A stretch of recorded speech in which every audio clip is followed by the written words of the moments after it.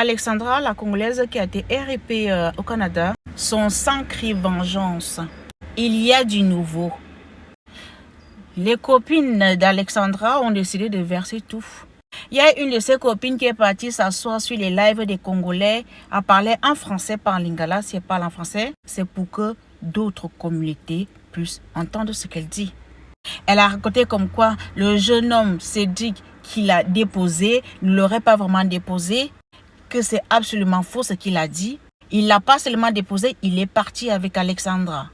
Et Louane, la colocataire, a usé du harcèlement depuis qu'ils sont en colocation.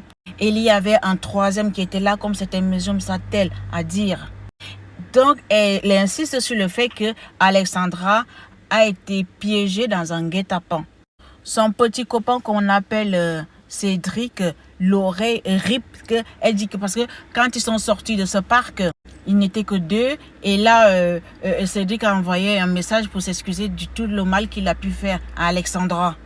Et cette même copine, quand elle doit aller s'expliquer, raconter tout ce qu'elle sait au commissariat, elle ne fait pas. Elle raconte aussi que les images que les Canadiens disent officiellement que c'était les dernières images d'Alexandra, c'est absolument faux.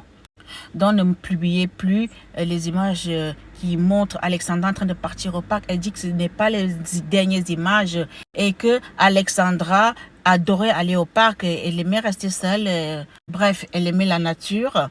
Que Alexandra portait d'autres vêtements. Donc les images que vous voyez là, je les répète et je le répète, ce ne sont pas les dernières images d'Alexandra. Pour abréger, c'est son petit copain qui a dit est parti de la déposer au parc qui a fini avec ses jours. À tout à l'heure, affaire à suivre.